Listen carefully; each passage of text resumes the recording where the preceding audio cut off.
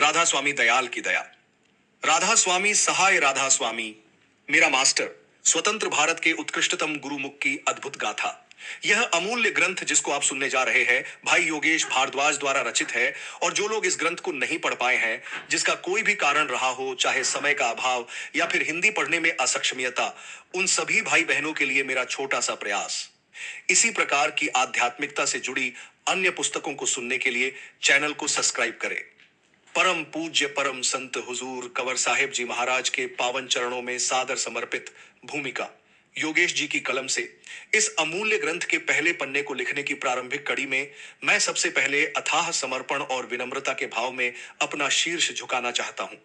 जहां लोग पारंपरिक रूप से ईश्वरीय आशीर्वाद की प्रार्थना करते हैं, वहां मैं सबसे पहले संभावित त्रुटियों और अपूर्णताओं के लिए आदरपूर्वक क्षमा याचना करता हूं।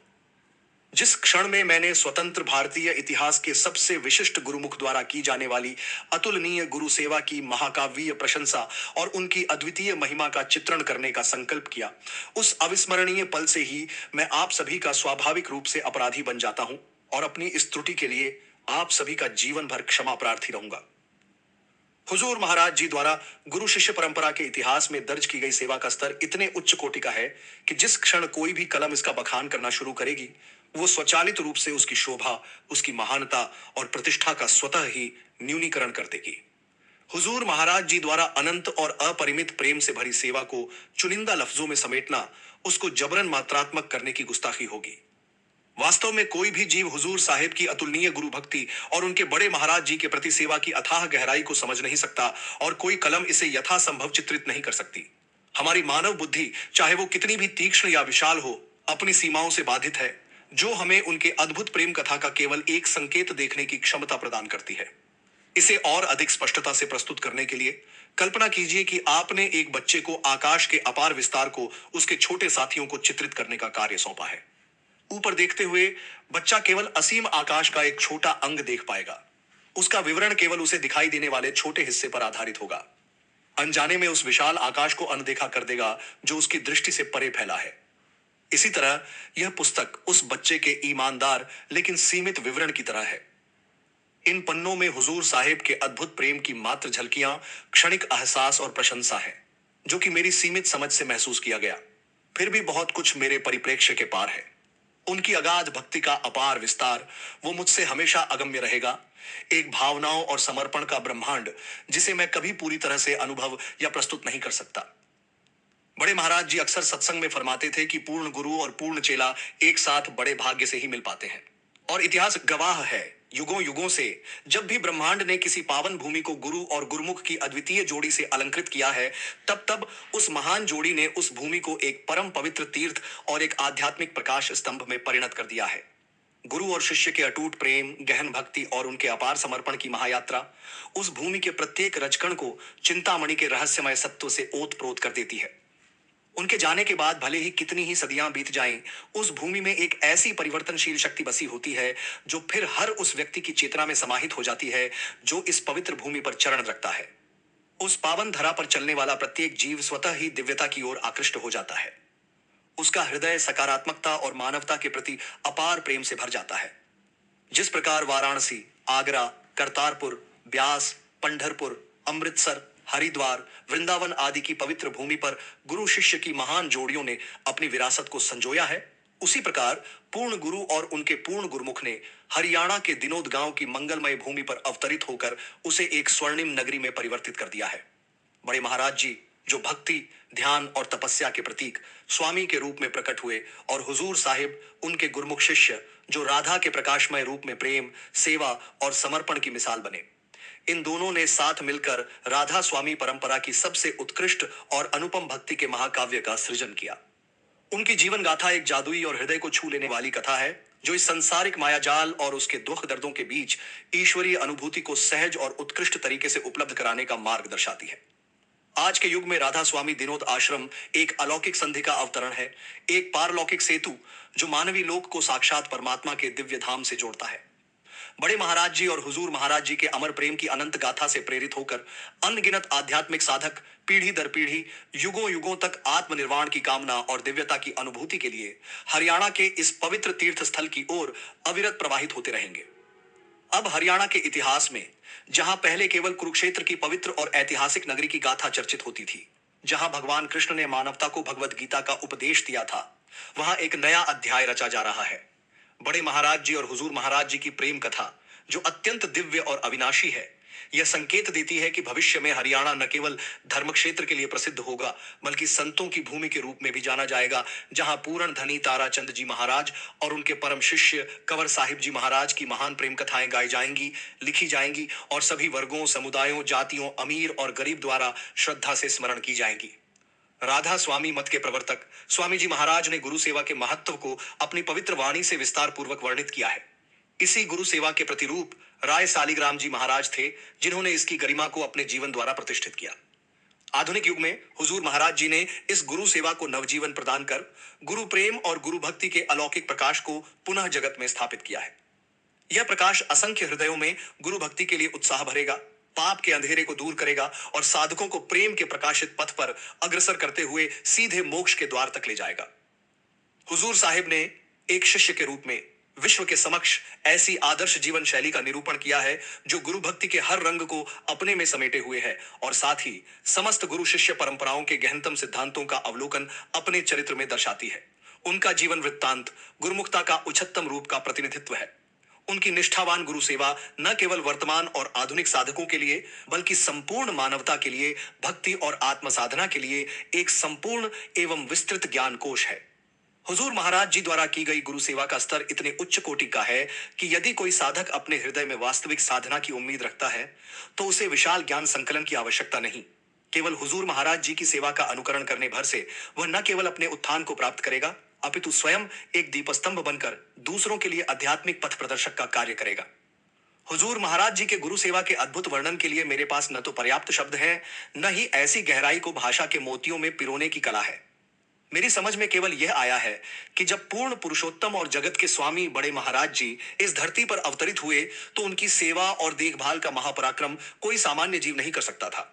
इस अगाध उत्तरदायित्व का भार वहन करने हेतु हुजूर महाराज जी जैसे अपूर्व और अलौकिक शक्ति का प्रतिनिधित्व करने वाले संत को ही इस भूमि पर भेजा गया। उन्होंने संत मत के पथ पर ऐसी निष्ठापूर्ण और अभूतपूर्व सेवा का प्रदर्शन किया, जिसकी मिसाल इतिहास के पन्नों में विरल ही मिलती है और भविष्य में भी अनुकरणीय ही रहेगी। मैंने इस किताब की रचना के हेतु हुजूर महाराज जी से कई बार उनके सेवक रूप के दिनों के बारे में जानकारी प्राप्त करने की कोशिश की और कई बार उनसे विस्तृत विवरण के लिए प्रार्थना की, पर वो हर बार मुझे हंसकर कुछ बताने से मना कर देते थे और यही उत्तर देते थे कि क्या करोगे लिखकर, कुछ लिखने पढ़ने योग्य बात नहीं है, संतों की सेवा कौन कर सकता है। हुजूर महाराज जी के इन शब्दों से मेरे अंतर्मन को एक अनूठी और गहरी सीख मिली। सर्वप्रथम इससे यह स्पष्ट हो गया कि सदगुरु के चरणों में समर्पित कोई भी सेवा, चाहे वो कितनी भी उच्च कोटि की क्यों ना हो, उनकी अपार कृपा और अनुग्रह के सम्मुख नगण्य है। बहरहाल मैंने आश्रम के वरिष्ठ सेवादारों से अनेक प्रश्न पूछकर हुजूर महाराज जी की सेवा से जुड़ी अनेक अनकही और अधूरे किस्से और बातें संग्रहित की हैं। इन जानकारियों को मैं अब आपके समक्ष साझा करने का प्रयास कर रहा हूं। भाग 1, हुजूर कंवर महाराज जी की दिनचर्या। हुजूर महाराज जी की दिनचर्या एक शिष्य के रूप में बेहद अद्भुत और अकल्पनीय थी। वे प्रतिदिन रात्रि में ही बिना किसी जगाने वाले उपकरण के सहायता के स्वतः ही सुबह 2 बजे जाग जाया करते थे। उनकी आंतरिक चेतना इतनी सजग थी कि हर रोज सटीक 2 बजे उनकी नींद खुल जाती थी। इसे उनकी अपने गुरु के प्रति अगाध अनुराग और साधना की गहराई का परिचायक माना जा सकता है, जिसके प्रेरणा से वे प्रातः काल में अपने गुरु से पहले ही जाग उठते थे। इस उत्साह से वे सभी जरूरी तैयारियां और व्यवस्थाएं समय से पहले ही कर लेते थे, ताकि उनके गुरुदेव का दिन निर्विघ्न और सुचारू रूप से प्रारंभ हो सके। बड़े महाराज जी चाहे सर्दी का मौसम हो या गर्मी का, वे हमेशा गर्म पानी से ही स्नान किया करते थे। इसलिए हुजूर साहिब सुबह उठकर मुंह और हाथ धोने तथा मंजन करने के बाद सबसे पहले लकड़ियों और उपलों को इकट्ठा करने का कार्य करते थे। फिर लगभग 2:30 तक वे लकड़ियों और उपलों को चूल्हे में जमाकर आग जलाते और तकरीबन 2 बाल्टी पानी गर्म करने के लिए रख देते थे। भारत के ग्रामीण क्षेत्रों में गर्म पानी के लिए इलेक्ट्रिक हीटर का प्रचलन 90 के दशक में ही आम होना शुरू हुआ था। उससे पहले लोग आमतौर पर चूल्हे पर ही पानी गर्म किया करते थे। पर्याप्त मात्रा में पानी गर्म करने के पश्चात हुजूर साहिब बड़े महाराज जी के नवीन कुर्ते, धोती और तौलिए को अलमारी से ढूंढकर स्नान घर में खूंटियों पर लटका आते थे। बड़े महाराज जी का स्नान घर उनके कमरे के ठीक सामने पहली मंजिल पर अवस्थित था। जब पानी गर्म हो जाता तो हुजूर साहिब उसे 2 बाल्टियों में भरकर पहली मंजिल पर स्थित स्नान घर में रखाते थे। इन कामों का समापन कर वे बड़े महाराज के प्रथम दर्शनों के लिए उनके कमरे में जाते थे। चरण स्पर्श करके हुजूर साहिब उन्हें सूचित करते थे कि स्नान के लिए पानी तैयार है। इसके अनुसरण में बड़े महाराज जी स्नान करने चले जाते थे और हुजूर साहिब नीचे आकर अपनी दिन की पहली चाय का आनंद लेते थे। वर्षों बीत जाने के बाद जब बड़े महाराज जी की आयु बढ़ी और उनके केश तथा दाढ़ी बहुत लंबी हो गई तो हुजूर साहिब एक समर्पित पुत्र के नाते उनके स्नान में भी सहायता करते थे। जब कभी बड़े महाराज जी को अपने बाल और दाढ़ी धोनी होती तो हुजूर साहिब अपने हाथों से डोलू में से जल की धारा बहाते हुए अत्यंत समर्पण और श्रद्धा के साथ उनका अभिषेक किया करते थे। जिस समय बड़े महाराज जी अपने स्नान में व्यस्त होते, हुजूर साहिब उनकी सुबह की चाय की तैयारियों में लग जाते। स्नान से निवृत्त होकर जब बड़े महाराज जी सवेरे 3:30 पर अपने कक्ष में पधारते, तब हुजूर महाराज उन्हें अपने हाथों से समर्पित भाव से चाय प्रस्तुत करते। बड़े महाराज जी के चाय पीने के बाद हुजूर साहिब नीचे हाल में उतर आते और अपने शेष कर्तव्यों की ओर अग्रसर होते, जबकि बड़े महाराज जी अपने कक्ष में ध्यान साधना में लीन हो जाते। जब सुबह के 4 बज जाते तो हुजूर साहिब सभी अन्य सेवादारों के साथ मिलकर हाल में आरती विनती गाया करते थे। अपने आश्रम में सुबह 4 बजे आरती विनती और प्रार्थना गाने की यह परंपरा हुजूर महाराज जी ने ही शुरू कराई थी। उनके शरणागत होने से पूर्व आश्रम में आरती विनती का प्रचलन नहीं था। यह उन्हीं की प्रबल अभिलाषा थी कि अन्य मंदिरों और धार्मिक अनुष्ठानों की तरह ब्रह्म मुहूर्त के समय परमात्मा के गुणगान से भरे वाणी का मधुर प्रवाह हमारे आश्रम से भी हो। हुजूर साहिब लगभग 45 मिनट से 1 घंटे तक आरती विनती और शब्द प्रार्थना गाया करते थे। इस दिव्य अमृत वेला में हुजूर साहिब की वाणी में ऐसी प्रखर ऊर्जा समाहित होती थी कि स्थानीय सत्संगी जो आश्रम से 3 किलोमीटर दूर गांव के बाहरी खेतों में रहते थे, वे भी उनके भजनों की ध्वनियों को अपने कानों तक पहुंचता हुआ अनुभव करते थे। आसपास के कई घरों ने तो हुजूर साहिब की इस सुरीली प्रार्थना को ही अपनी सुबह के जागृत होने की प्राकृतिक अलार्म घड़ी का दर्जा दे दिया था। उनकी गहरी निद्रा भी हुजूर साहिब के स्वर में गाए जाने वाली 4 बजे के मंगलकारी और मधुर गीतों की मिठास से खुला करती थी। आरती और विनती के पश्चात हुजूर साहिब सुबह के 5 बजे तक अपने निजी कक्ष की ओर प्रस्थान करते, जहां वे नियम पूर्वक 1 घंटे का समय अपनी गहन साधना में समर्पित करते। बड़े महाराज जी द्वारा दिए गए हुक्म के अनुसार उन्हें प्रतिदिन कुछ समय साहित्यिक सृजन या पवित्र वाणी एवं शब्दों की रचना में लगाना होता था। इस आज्ञा का आदर करते हुए सुबह लगभग 6 बजे जब हुजूर महाराज जी अपनी समर्पित साधना से उठते तो उनका ताजगी भरा चित्त और संग्रहित एकाग्रता से ओत प्रोत मन नवीनता और गहरी आध्यात्मिकता से भरे साहित्य की उत्कृष्ट रचनाओं को जन्म देता था। सुबह 7 बजे से 10 मिनट पूर्व हुजूर साहिब अपने कक्ष से स्कूल जाने हेतु सज्ज होकर बाहर निकलते थे। अपने दैनिक कार्यों की ओर प्रस्थान से पूर्व वे प्रतिदिन बड़े महाराज जी के दिव्य चरणों में शीश झुकाकर उनका आशीर्वाद प्राप्त करते थे। इसके बाद वे नीचे उतरते और जो भी प्रसाद बना होता उसे जल्दी से खा लेते, क्योंकि हर सुबह उन्हें अपने लिए समय की कमी महसूस होती। वे कभी कभार समय की कमी के कारण वे बिना नाश्ता किए ही अपने स्कूल की व्यावसायिक जिम्मेदारियों को निभाने चले जाते। अपने इस व्यावसायिक दायित्वों की ओर अग्रसर होने से पूर्व हुजूर साहिब पहले ही 5 घंटे की गहन गुरु सेवा का अपना पहला चरण पूरा कर चुके होते थे। उनका प्रतिदिन स्कूल जाना एक तपस्या से कम न था। वो एक ऐसे संघर्ष का पर्याय था जिसे वे हर दिन बड़ी कुशलता और अदम्य साहस के साथ अंजाम देते। जहां उनके सहकर्मी रात्रि की गहरी निद्रा से अभी अभी उठकर अक्सर निद्रा की झोंकियों में ही स्कूल की देहरी लांघते, वहीं हुजूर साहेब एक अलौकिक ऊर्जा से आविर्भूत होते विद्यालयीन दायित्वों से पूर्व।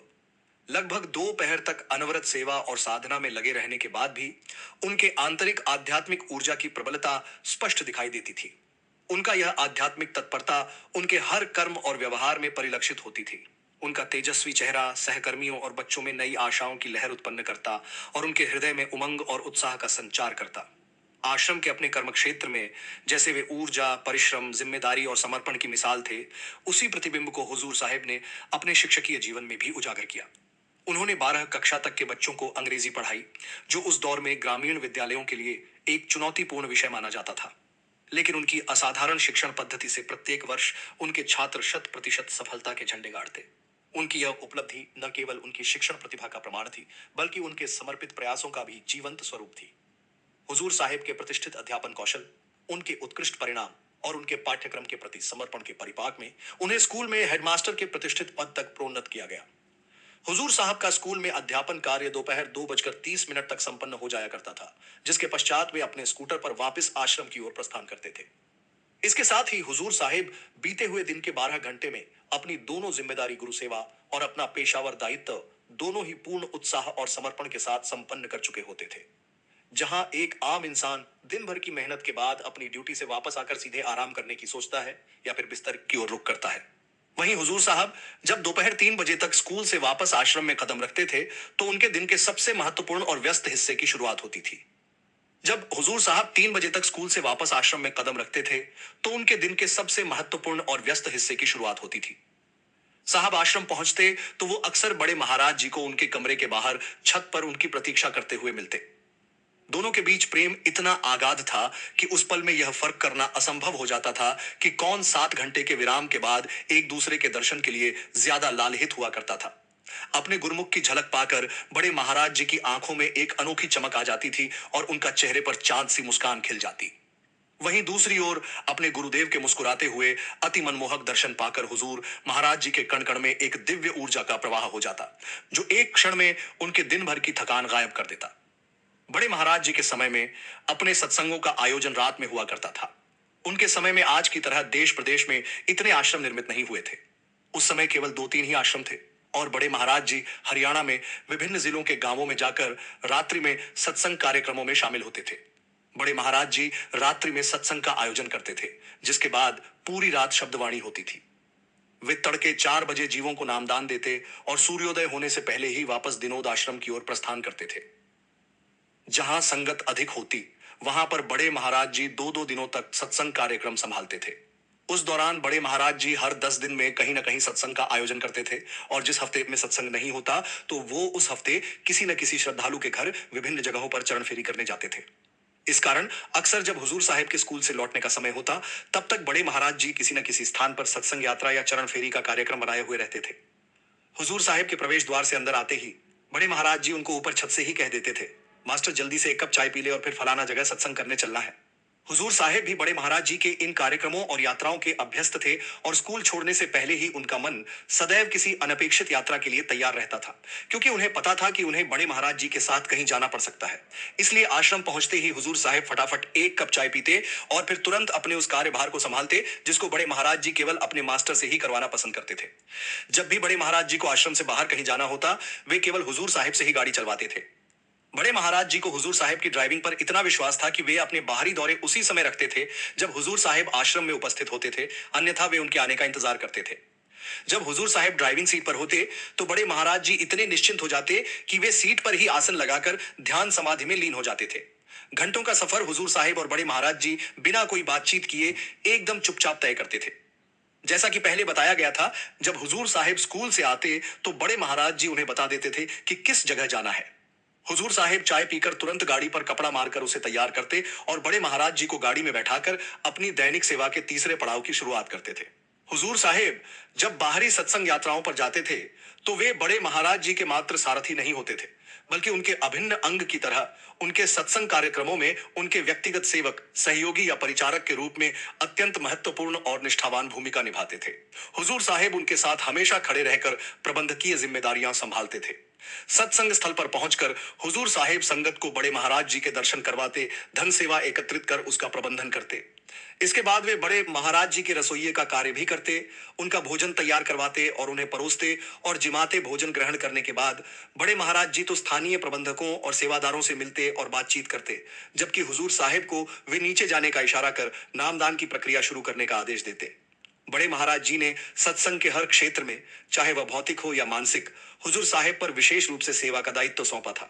ऐसा कोई कार्य नहीं था जिसमें हुजूर साहिब की भागीदारी न हो। उनकी इस व्यापक भूमिका ने उन्हें सत्संग के प्रत्येक अंश में पारंगत बना दिया था। नामदान की प्रक्रिया में भी बड़े महाराज जी ने हुजूर साहिब को आध्यात्मिकता का संक्षिप्त परिचय देने का महत्वपूर्ण कार्य सौंपा था। नामदान से पहले हुजूर साहिब नामदान के लिए उपस्थित साधकों को आध्यात्मिक मार्ग, इसके महत्व, अनुसरण किए जाने वाले नियमों और ध्यान विधि की विस्तृत जानकारी देते थे। उनके इस समग्र मार्गदर्शन के पश्चात ही बड़े महाराज जी दीक्षा प्रक्रिया आरंभ करते थे।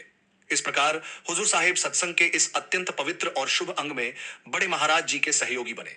नामदान के पश्चात बड़े महाराज जी अक्सर अपने कक्ष में चले जाते थे, जहां वे कुछ समय के लिए ध्यान में लीन हो जाते थे। इस दौरान वे हुजूर साहिब को आदेश देते थे कि वे सत्संग पंडाल में वापस जाकर शब्दवाणी को पुनः आरंभ करें। पूरी संगत को पता होता था कि बड़े महाराज जी सत्संग केवल हुजूर साहिब द्वारा गाए गए शब्द पर ही करते हैं, इसलिए हुजूर साहिब को हर बार नए शब्द याद करने की एक तीव्र लगन रहती थी। वे हर बार संगत के समक्ष नए और महान संतों की बाणी गाकर सुनाते। इससे बड़े महाराज जी के सत्संग प्रवचन के लिए एक प्रेरणादायक और अग्रणी भूमिका की रचना की जाती थी। बड़े महाराज जी भी अपने गुरुमुख द्वारा गाई गई बाणी को अपने सत्संग का मुख्य आधार बनाकर संगत को रूहानी उपदेशों से आशीर्वादित करते थे। जैसे ही हुजूर साहिब शब्द गाकर समाप्त करते, बड़े महाराज जी अपने सत्संग प्रवचन की शुरुआत कर देते थे। बड़े महाराज जी अक्सर रात 9 से 9 बजे तक जीवों को सत उपदेश देना शुरू कर देते और अक्सर 1.5 से 2 घंटे तक निरंतर सत्संग फरमाते थे। जब बड़े महाराज जी सत्संग फरमाते तो हुजूर साहिब सबसे आगे बैठकर बड़े महाराज जी के मुख पर अपनी दृष्टि जमाए उनके मुख से निकले प्रत्येक वचन को एकाग्रता से सुनते। रात के 11 बजे तक भी हुजूर साहिब के चेहरे पर सत्संग सुनने की उत्सुकता उसी प्रकार झलकती थी जैसे किसी जौहरी के सामने सोने की अशर्फियां बिखेर दी गई हों। जब आप बड़े महाराज जी के पुराने सत्संगों की रिकॉर्डिंग देखेंगे तो आपकी नजर स्वाभाविक रूप से एक युवा हुजूर साहिब की ओर खिंच जाएगी, जो संगत के समक्ष सबसे आगे बैठे अन्य सभी से स्पष्ट रूप से विशिष्ट प्रतीत होते हैं। जो बात सबसे पहले आकर्षित करती है वो है हुजूर साहिब का तन्मय ध्यान, जो पीछे बैठे लोगों के आचरण से कहीं अधिक उल्लेखनीय है। उनका चेहरा ऊर्जा से भरपूर और संलग्नता का अद्वितीय आभास देता है, मानो उन्होंने अपने दिन की शुरुआत अभी अभी की हो।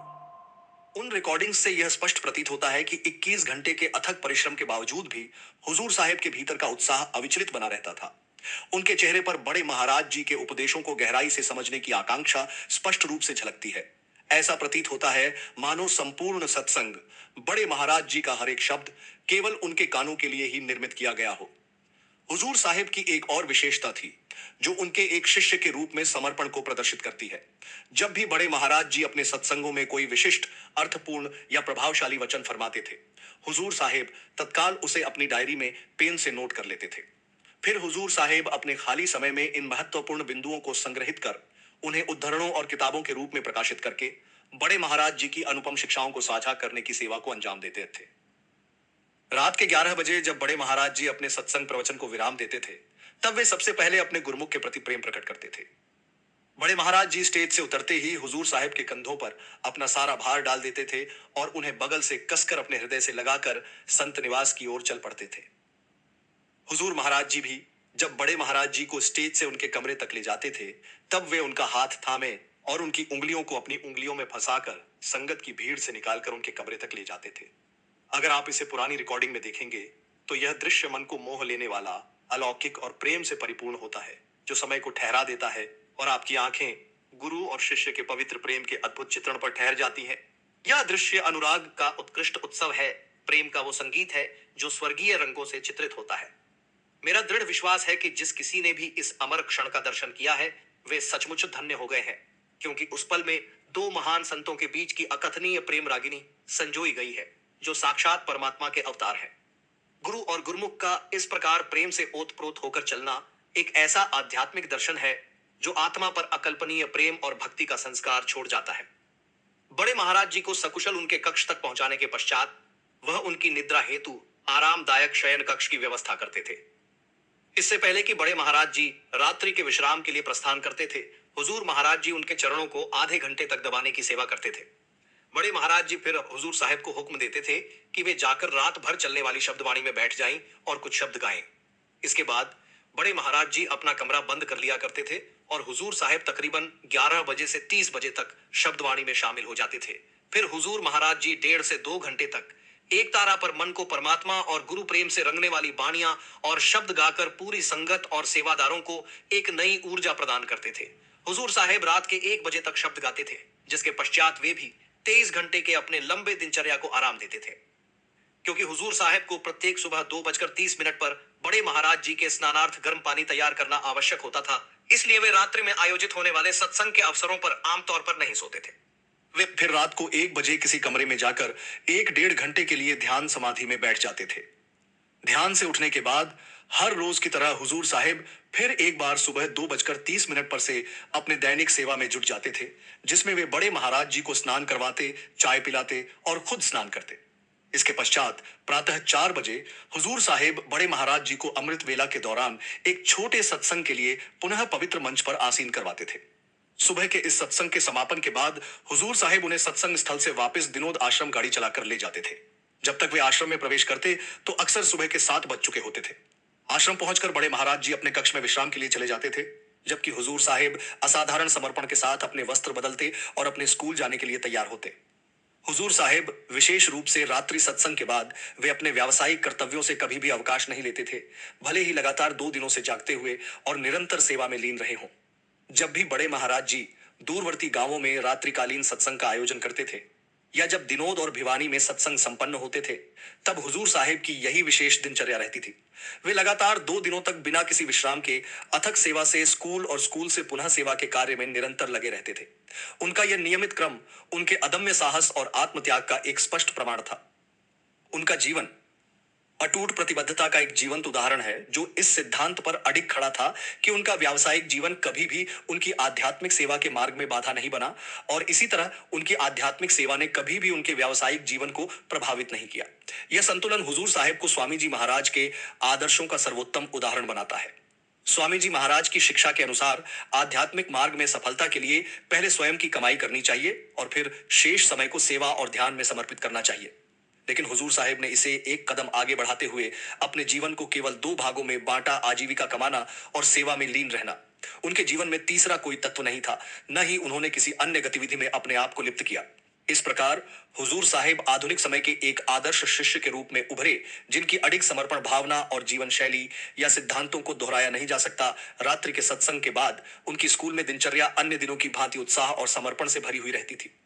पिछली रात न सो पाने के बावजूद भी उन्होंने कभी अपनी थकान का एहसास अपने सहकर्मियों या छात्रों को नहीं होने दिया।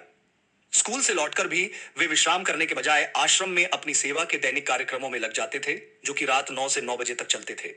उनकी इस समर्पण भावना और कठिन परिश्रम की गाथा उनके आसपास के लोगों के लिए अज्ञात रही।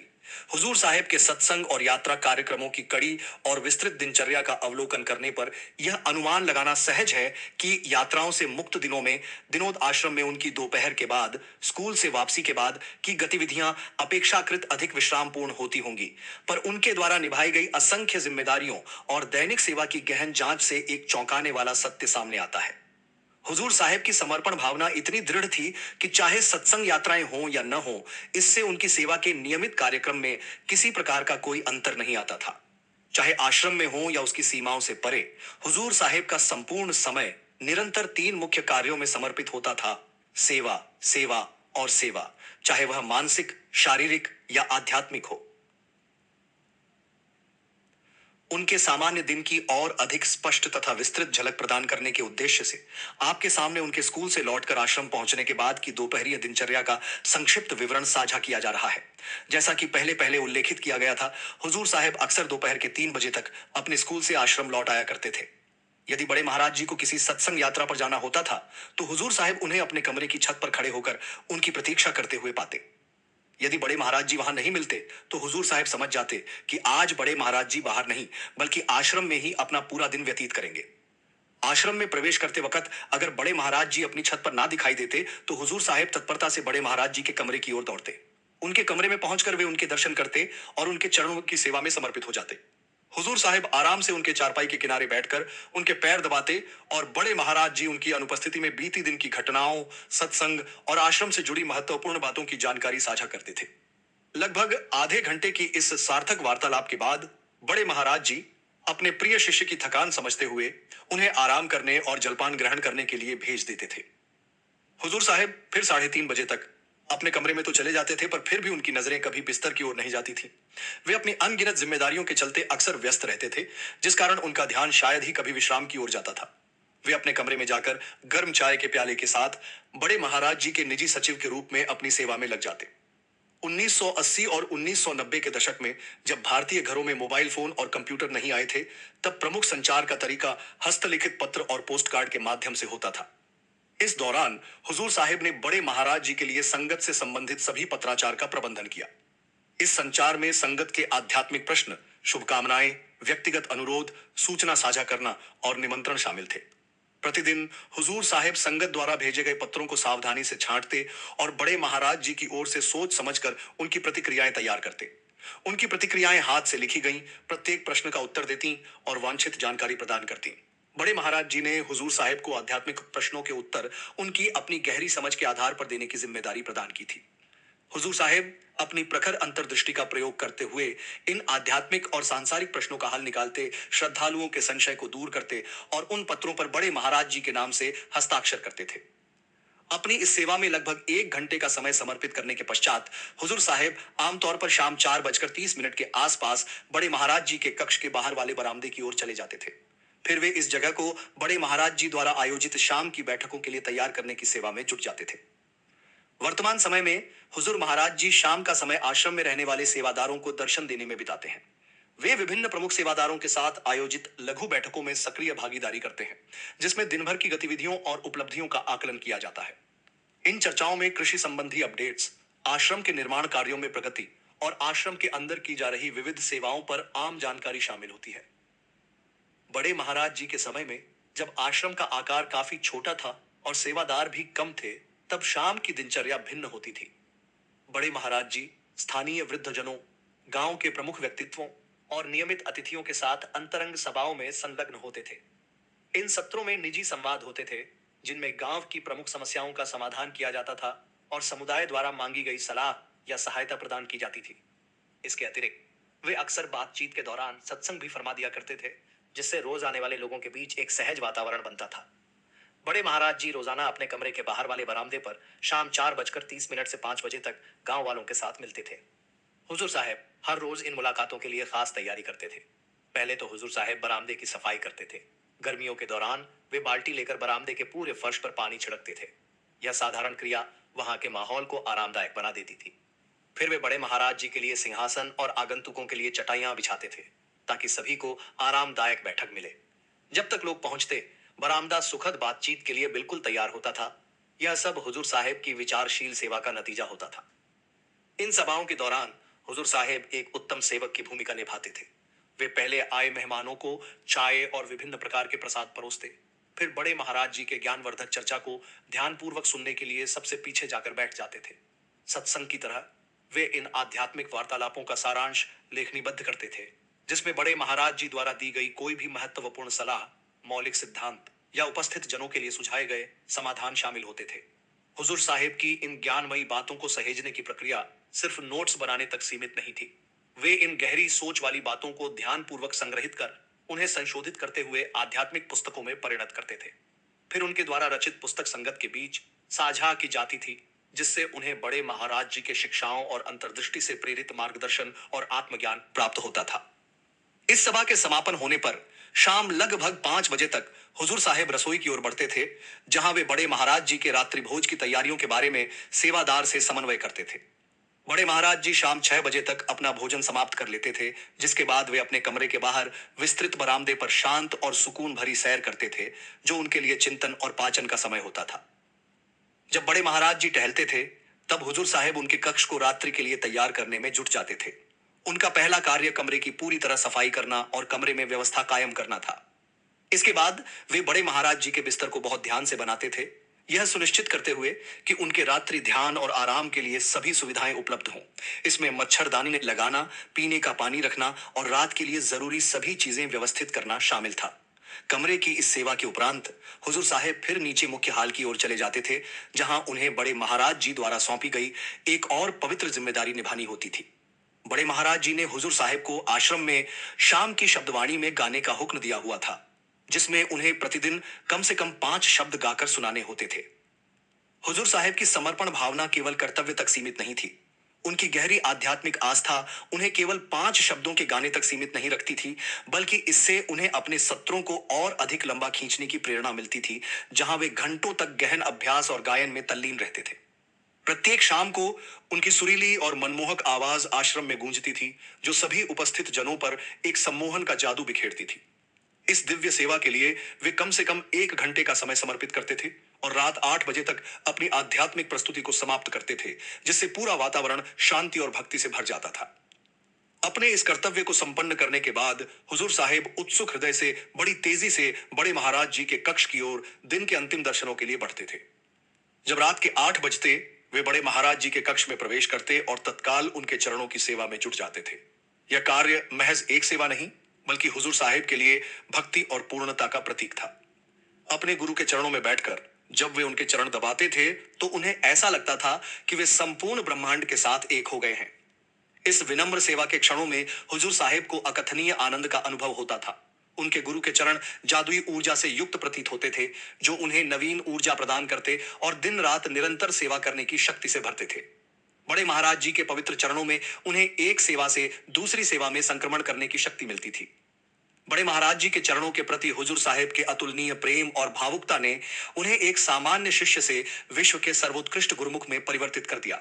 दिन भर हुजूर साहिब इस सेवा के लिए तरसते रहते थे और अपने गुरु के चरणों में होने का हर अवसर पकड़ने की कोशिश करते थे।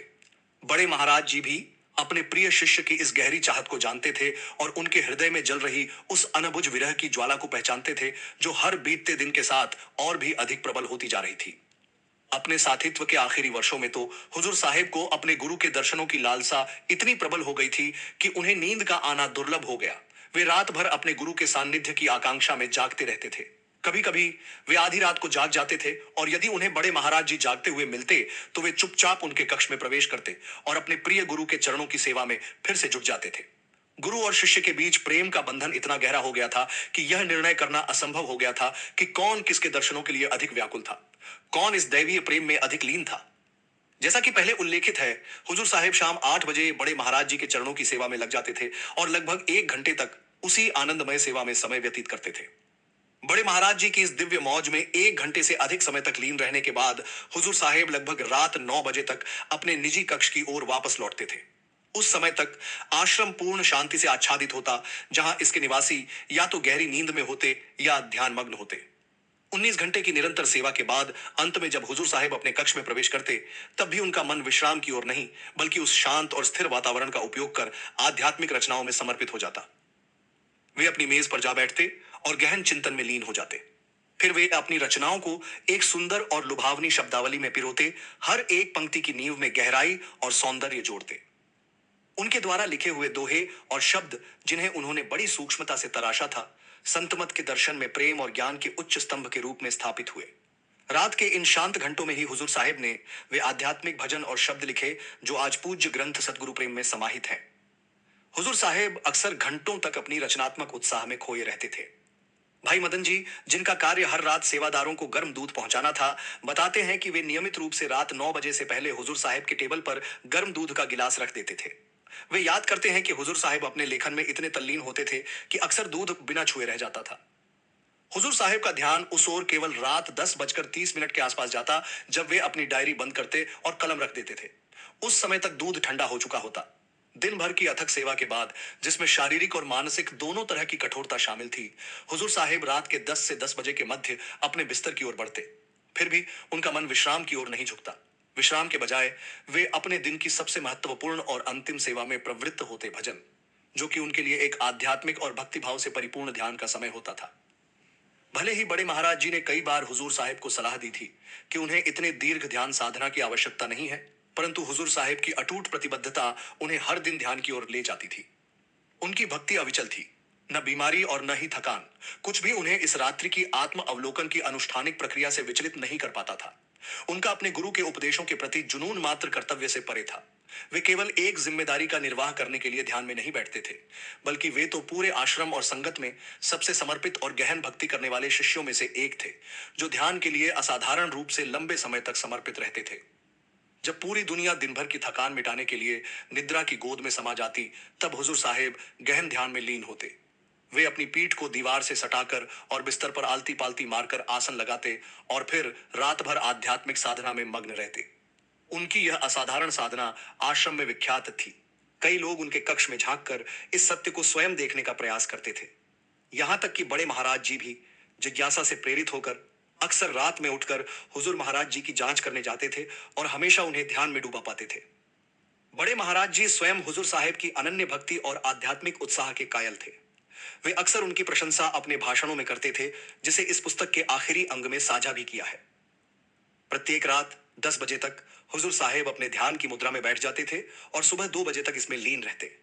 पूरी रात अपने बिस्तर पर लेटे बिना वे सीधे इसी आसन से उठते और अपनी प्रातःकालीन दिनचर्या का आरंभ कर देते थे। इसीलिए इस पुस्तक में बार बार विशेष रूप से बल दिया गया है कि हुजूर साहिब की सेवा और ध्यान में उनके अद्वितीय समर्पण की बराबरी कर पाना किसी भी शिष्य या गुरुमुख के लिए असंभव है। आज जब हुजूर साहिब स्वयं गुरु बन गए हैं, तब भी उनके पूर्व और वर्तमान जीवन की दिनचर्या में किसी भी प्रकार का कोई विशेष परिवर्तन नजर नहीं आता। 76 वर्ष की प्रतिष्ठित आयु में भी हुजूर महाराज जी असाधारण मानवीय शक्ति और समर्पण के प्रतीक के रूप में खड़े हैं। पहले की तरह आज भी उनकी दैनिक दिनचर्या में 21 घंटे से भी अधिक की अविचलित सेवा शामिल है, जो कि आश्रम के सेवादारों के लिए गहन प्रेरणा और आश्चर्य का स्रोत बनी हुई है। यह सुनने में भले ही अकल्पनीय लगे, परंतु यह सत्य है कि आज तक किसी भी व्यक्ति ने हुजूर महाराज जी को आश्रम में कभी आराम फरमाते या उनको बिस्तर पर शांति से निद्रा में विलीन होते हुए नहीं देखा है। उनकी अत्यंत तपस्यामयी और साधना से ओतप्रोत जीवन शैली को देखते हुए यह आभास होता है कि शिष्यत्व के उन प्रारंभिक वर्षों में ही हुजूर महाराज जी ने मानवीय निद्रा की सामान्य आवश्यकताओं को पार कर लिया था। पूर्व पृष्ठों में हुजूर साहिब की सेवा का वर्णन जो उन्होंने बड़े महाराज जी के निजी सहायक के रूप में की थी, वास्तव में उनकी विस्तृत सेवाओं की मात्र एक झलक है। इससे आगे बढ़ते हुए उनकी सेवा आश्रम के विभिन्न क्षेत्रों में व्यापक थी, जहां वे एक निष्ठावान भक्त के रूप में निरंतर कार्य करते थे। उनके योगदान में कृषि कार्य, फसल की कटाई से लेकर आश्रम की इमारतों का निर्माण तक शामिल था। हुजूर साहिब की जिम्मेदारियां लंगर की देखभाल, प्रबंधन और दान संग्रहण तक विस्तृत थीं। मूलतः आश्रम में कोई भी कार्य, चाहे निर्माण हो, कृषि संबंधी हो या सत्संग से जुड़ा हो, यदि उसे बड़े महाराज जी द्वारा तत्काल या सूक्ष्म ध्यान देने योग्य माना जाता था, तो उसे हुजूर साहिब को देखरेख करने और सफलतापूर्वक पूरा करने के लिए सौंपा जाता था। जब भी हुजूर साहिब को कोई जिम्मेदारी सौंपी जाती, वे उसे पूरे दिल से निभाते थे।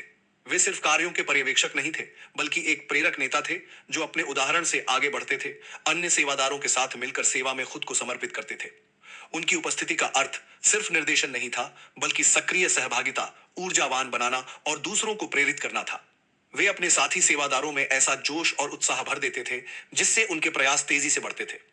उदाहरण के रूप में, यदि उन्हें एक दिन में 2 एकड़ फसल कटवाने का कार्य सौंपा जाता, तो हुजूर साहिब दोपहर तक इसे पूरा कर देते। एक अन्य उदाहरण में, जब आश्रम में सतखंड का निर्माण चल रहा था, तब हुजूर साहिब बड़े महाराज जी के व्यक्तिगत सहायक के रूप में अपने कर्तव्यों और स्कूली जिम्मेदारियों के बावजूद अपने खाली समय में अन्य सेवादारों के साथ निर्माण कार्य में सेवा में जुट जाते थे।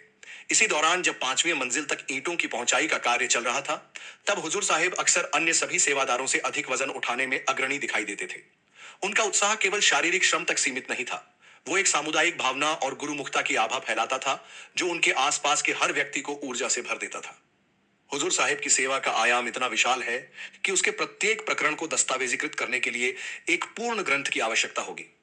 यदि हम उनके योगदान का सारांश प्रस्तुत करें, तो यह कहना बिल्कुल भी अतिरंजित नहीं होगा कि आज जो आधुनिक आश्रम हम देखते हैं और सत्संग के हर एक तत्व, वे सभी किसी न किसी रूप में हुजूर साहिब की अविराम शारीरिक, मानसिक और आध्यात्मिक सेवा के परिणाम हैं।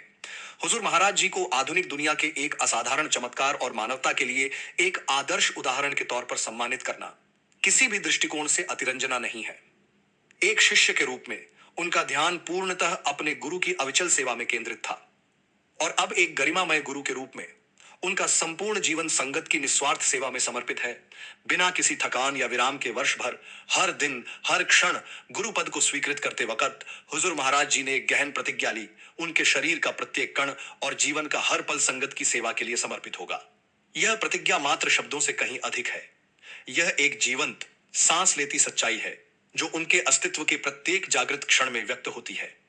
दिन रात, नींद की विराम के बिना हुजूर महाराज जी ने इस दिव्य व्रत का अटूट श्रद्धा और समर्पण के साथ पालन किया है।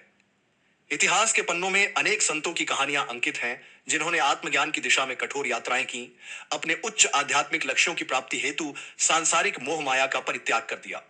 उन्होंने अपने घरों को छोड़ा, राज्यों का त्याग किया, निद्रा का परित्याग किया, वस्त्रों को त्याग दिया और यहां तक कि अपनी संतानों से भी दूर हो गए। हुजूर महाराज जी की भी गाथा इतिहास की अन्य सभी संतों की कहानियों से अपनी अनूठी और विशिष्ट प्रकृति में अलग खड़ी है। इसका मुख्य कारण यह है कि आधुनिक युग में भी उनके जीवन में सभी संतों की जीवनी और त्याग की भावनाएं समाविष्ट हैं। हुजूर महाराज जी की विलक्षणता इस बात में निहित है कि जब आप इतिहास के पन्नों में किसी भी संत, पीर या फकीर की जीवनी का अध्ययन करते हैं, तो उनके जीवन की कथा, उनका त्याग और उनकी आत्मिकता हुजूर महाराज जी की जीवनी में भी स्पष्ट रूप से प्रतिबिंबित होती हुई दिखाई देती है। यही हुजूर साहिब की संपूर्णता और अद्वितीयता का साक्षात प्रमाण है। का कह रहा है। इस पुस्तक के आगामी खंड की शुरुआत करने से पूर्व, जो हुजूर महाराज जी के शिष्यावस्था के जीवन के अनूठे दृश्य प्रस्तुत करता है, मैं एक गहन विश्वास व्यक्त करना चाहता हूं। हुजूर महाराज जी जैसे संपूर्ण और अत्यधिक समर्पित गुरुमुख का उदय परमात्मा के लिए भी किसी भी आगामी अवतार में एक अत्यंत विरल और अद्भुत सिद्धि रहेगा। मेरा दृढ़ विश्वास है कि इस संग्रह में दर्ज बड़े महाराज जी और हुजूर महाराज जी के मध्य घटित अनुभवों और स्मृतियों का अध्ययन करने के बाद आप भी इसकी सराहना करेंगे।